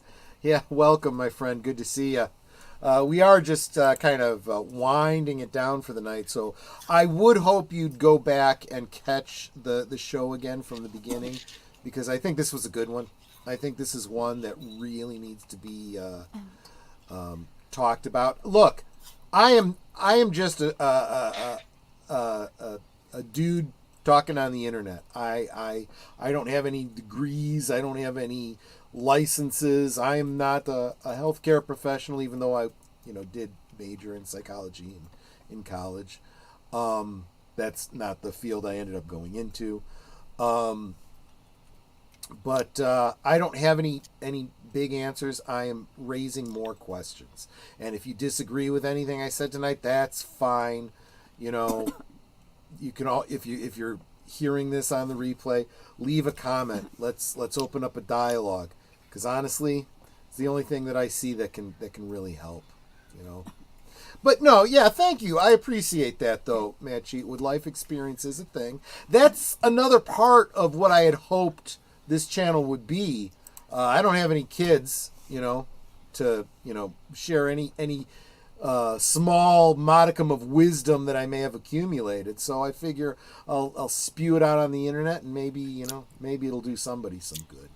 But any other thoughts on this topic before we wrap it up, Boomer? No, Curtis had a nice comment. This was a great stream. Yeah, let us know if you want us to do this again sometime. We could do another thing like this. Yeah. I do have a question out to Tony, if maybe he'd like to come back in November for International Men's Day.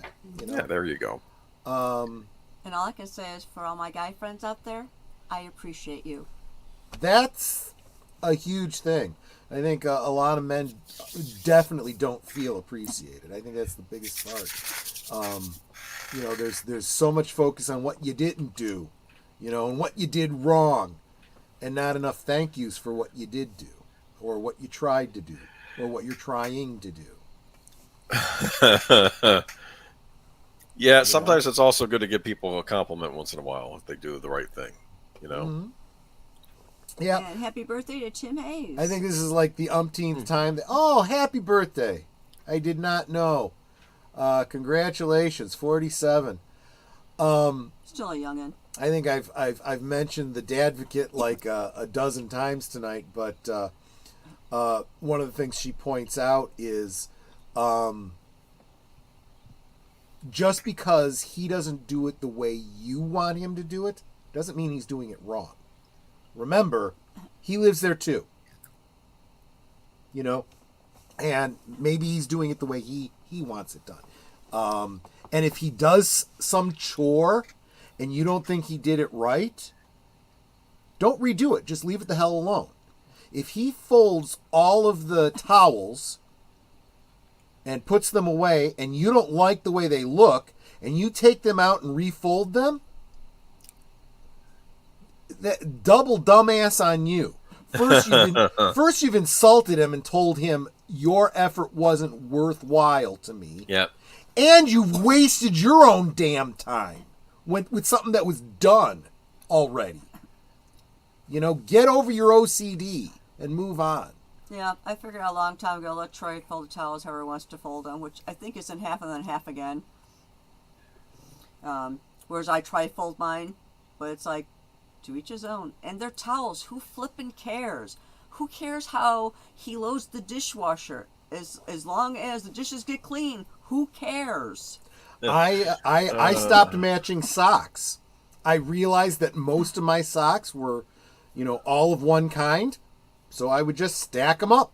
And I'd take the next two, So in other words, I can say, don't listen to Troy. He doesn't even match his socks properly. I guess. Okay. Or you could say that since I have 25 pair of the exact same socks, they're all matched. Any two that I pick. Do you ever lose a sock or one gets damaged and then you hold on to it as a spare for another one? that loses its other half. Unfortunately, I hold on to socks until I've gone all the way through the bottoms, and yes, I eventually will throw away 2 ruined socks, assuming that I'm keeping an even number of them. Yeah, it's like, since I'm usually the one folding the laundry, it's like when I notice he's starting to get low, it's like, okay, time to order more. Or he'll tell me, because I may not see how many he's got. Like, I'll just see whatever was in the hamper and wash those. And it's like, okay, I got 4 pairs of socks here or whatever. I may not realize that's all he has. So he'll go, yeah, this is all I got. I'm like, okay, I'll order more. Mm-hmm. Yeah, yeah. Chris Selby says his dog chews his socks. I still believe that washing machines and dryers eat socks too. That's why there's always an odd sock out. It's like, wait, I never get rid of one sock. I get rid of them in pairs. So why am I missing a sock? Mark says, I can tell you stories from my childhood that would make all of your hair stand on it if I had any. In spite of it, I turned out okay and stronger. Yeah, what doesn't kill you makes you stronger. That's absolutely true. So what do we got coming up this week? I guess the next thing we got coming up is on Netter's Network. Saturday movie night, Netter. What are we watching? We are watching the original Doctor Strange from 1978 or 79. Yep. Vintage. So no CGI capes wiping away his None of that tears or nonsense. Yeah. None of this nonsense. It was made Real, for television honest film. to goodness. Yeah, you didn't know that there was a Doctor Strange back in the 70s, did you? We're gonna be watching. Does he fight Gene Simmons of Kiss? Is he like the villain? That would be awesome. That would be awesome, but no, he doesn't. No, he fights the woman from what was that show? The Bionic Woman. No. It's Always Sunny in Philadelphia. Is that it? Yeah. I don't know. I'll look it up before tomorrow. We'll talk about it because you're gonna see her and be like, oh, that's in 30 years that's so and so. Is she like an evil witch or something? Yes, exactly. All right. So that is Saturday. Sunday, of course, is the deleted scenes channel. All deleted scenes all the time. Starting with and I'm sure he's going to be dropping in here what he's got going on. He's got the Western Cinema at 3 Central, 4 Eastern. He's got Unscripted at 7 Central, 8 Eastern. Then, of course, we're on to Geeky Geezers. What are we going to be looking at on Sunday, Age of Boomer? We got a lot to talk about. I wasn't expecting it to be as much, but it's divided, I think, between... We have other topics, but the big two are Nintendo, because Nintendo finally had their Nintendo Direct this week. And I'll reminisce about the Super Nintendo to try and educate Troy here about what the Super Nintendo was all about. I did the Sega Genesis on the good old days, but not the Super Nintendo. So we'll do the Super Nintendo this week. And we're also going to talk about Disney, which we have a lot of Disney news. Had a big hit with the box office. Mm-hmm. I'm not sure why. We'll be examining that. Yep. And also the fact that they're getting sued, and they'll probably be having other lawsuits. James O'Keefe dropped a bombshell, and he's got more to come, and the Acolytes kind of blowing up in their face. We will talk about that as well. Want to say hi and good night to Dead Man Walking 55, who will be sitting down with Netter and I on a future Thursday in the very near future. Okay, so that's Geeky Geezers. That leads us into, of course, the end of our weekend with Deleted Scenes, The Other Side of Midnight. That's midnight Eastern Time, a little bit after 11 p.m. Central Time. Monday night at the movies. I haven't decided on movies for Monday yet. I gave him an idea for one, but he's still mulling it over. Yeah, I'm still mulling it over. We'll be talking about that. So make sure you keep an eye on the channel and hit that notification bell and see what what movies I will be playing on Monday Night at the Movies. Welcome, Stephen Ernest. So glad you are here. We are just wrapping up, so you might want to Memorex it, rewind to the beginning. Yes. So Tuesday, all of us here on the channel, along with deleted scenes in the chat there, we will be on live from Sparkwood and 21. That is our weekly Twin Peaks, oftentimes rewatch, deep dive discussion. We are wrapping up our hiatus. We had finished season 2, so now we are in the see you in 25 years period that we all languished in, hoping for more Twin Peaks. We last week watched, or this past week I should say, we watched Fire Walk with Me along with The Missing Pieces. So over 3 hours of film on Tuesday night. This week we will be looking at some of the memorabilia from Twin Peaks. I have much of it. I will be showing it on camera. And Netter and I will be talking about our time at the Twin Peaks Fest in Snoqualmie, North Bend, Washington. And we'll be showing you some pictures of our various years there. And we will start looking forward to the following week, where we will begin our dive into Season 3, Twin Peaks: The Return. So that is Tuesday. Do we know about anything on a Wednesday? Nothing Wednesday this week. Okay. Thursday, Netter. Thursday things. What are we doing on Thursday? Well, my special guest from Thursday wasn't able to make it due to a scheduling conflict, so she will, though, however, be on my channel this upcoming Thursday. That'll be Alon Carter. She's a former Playboy playmate for all you guys out there. She's also the stepdaughter of one of the Temptation. Daughter. Oh, one bio I saw said stepdaughter, so okay. Well, as far as I'm concerned, daughter. So she's the daughter of one of the Temptations. I grew up on the Temptations, so right there, she's right there in my book because I love the Temptations. She's a musician herself. She's an actress. She's danced on the Soul Train. Yes, she has. Yes, she has. Those of you who remember Cornelius and the Soul Train. Yep. That was opposite of American Bandstand back in the day. So it's like I used to watch them both. Yeah. Oh gosh. In fact, there was. Oh man, I'm tempted to do a watch of The Return of Bruno. Don Cornelius guested. It was this mockumentary that Bruce Willis did called The Return of Bruno, and think of it as like a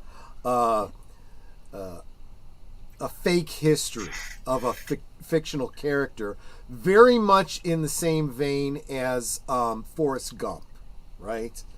And so there was a number of famous people that were like interviewed about this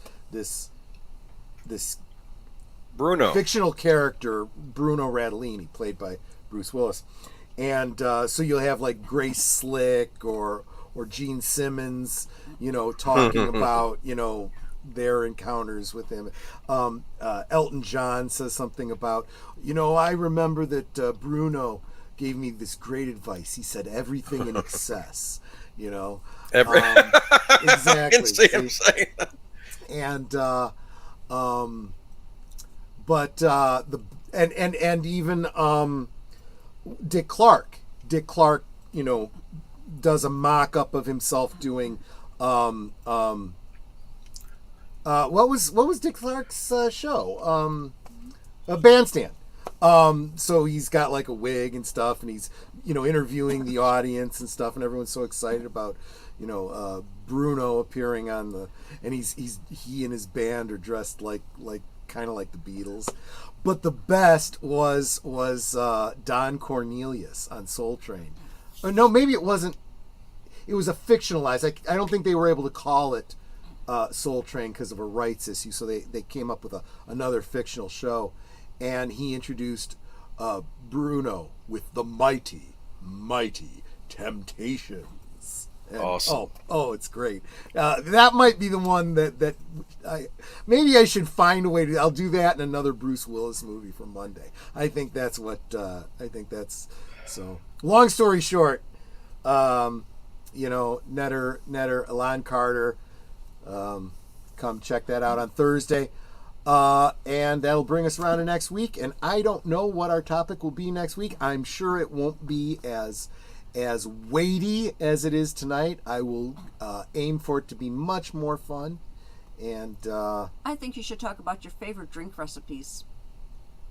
Well, that's not a bad idea. How about all of you that are still here, you go ahead and drop a comment either here in the chat or down below. And let me know if you would have an interest in me talking booze next week. I could probably do that. That could be a thing, yeah. I got my reference books right here. Yeah, and the Carnarvon wagon rolls at 9 Central. Exactly right. And may the light forever shine upon us. There you go. So, man, I want to thank you all for being here tonight. Any last words, Boomer, on this topic or anything else that you think needs to be brought up? No, just I know it's a little hectic out there with all the bad news coming out. Just find the thing you love and hold on to it, and stay in that good place if you can. There you go. Yep. Just building on that, we talk a lot here about owning social media. Look, guys, if there's something you love, make sure you have it on your shelf so that they can't, alter it and change it in the streaming services and stuff. And, is the Return of Bruno on YouTube? There you go. I'll mention that next week, but I will also make sure to have it up on Cosme as well. But yeah. Own physical media. They can never take it away from you, and they can never re-edit it. And swap out the washing machine for a pizza box. Netter, any last thoughts? Any last words? Well, again, I want to thank everyone who sent prayers, well wishes, good thoughts my way for taking my exam. For anyone who didn't hear me when I was talking about it, there was 120 questions on the exam. I had 4 hours to take it, which zoomed by. I mean, I literally answered the last question in the last 2 seconds. I had to get 80% or better to pass, which would be 96 questions correct. I got 90 correct, so I was just off by 6 questions. But I think I did really well, and for my company, it wasn't a requirement for me to pass. They just wanted me to have the experience. But I really don't think that I would have gotten as high a score as I did without those prayers, good thoughts, well wishes, and everything that you guys were sending my way. So thank you so much for that. I said I'm pretty proud of myself for that I got 90 out of 120 right. Excellent. So that's not bad, especially about a subject I know nothing about. Curtis, I just found out today, as I was going through, things like who's the moderators on the channel and who are my members. I'm starting to look more at the analytics and the back room type stuff. I realized that there's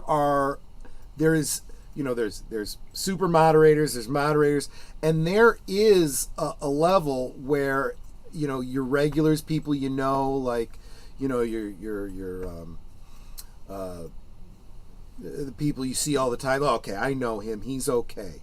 If he's gonna share a link, it's gonna be okay. You can make them a trusted. What is it? A trusted member or trusted guest or something like that. I don't remember what it's called. So that you can drop links and stuff like that. I'm looking into that to make sure I start adding more of my regulars for that purpose. I have a confession. I've been bit by the vinyl bug last week. just buying one out of curiosity. Hey, nothing wrong with that. There's nothing wrong with it. It could get very expensive, but just remember, you don't have to buy all new stuff. You could find a lot of stuff in secondhand stores. Also, if you wait till on Black Friday, sometimes like places yeah, have sales where you could like buy two get one or something like that for free. You know. But anyway, that's it for me. Did you want to finish it off, Netter? Yes, I can. Give me one sec. There it is. Oh, I gotta say something to one person, then I can.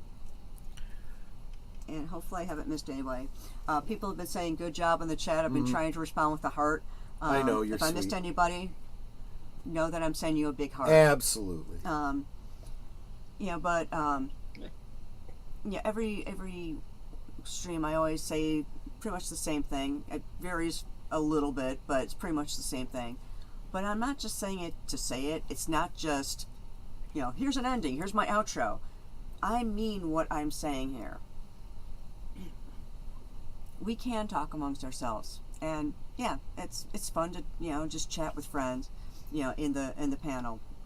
But it is so much more fun when you guys are joining us in the chat, and you're dropping those comments, questions, trivia. You're being goofy, whatever it may be. I mean, sometimes you guys will put in a comment that'll just have us cracking up, and it's like this total off-topic thing that's like, wait, what's going on? Right. And and it's just fun to see stuff like that. And you guys, you're not just our friends. You are our family. You can be anywhere right now, and you're here. And that means a lot to us. And, I didn't say it in the earlier part, but, it doesn't feel like we're separated by miles or continents. It feels like we're hanging out in the same room. We're just enjoying each other's company. We're having a great time. I love hanging out with you guys. I love seeing you guys in each of our streams. The way that you not only encourage us, but encourage everybody in the chat. If we have any newcomers, you guys are so warm and welcoming. So thank you all for that. Thank you for being a part of our family. Yep. And I hope to see you tomorrow night over on my stream for Doctor Strange, the original. We will have a Cosme link provided for those of you who probably have no idea what this movie is. But until then, good night and God bless. By the time we're done with it, you might be wondering what the hell it is. Yeah. And again, thank you for all the prayers, well wishes, and good vibes you guys sent my way. Yep, absolutely.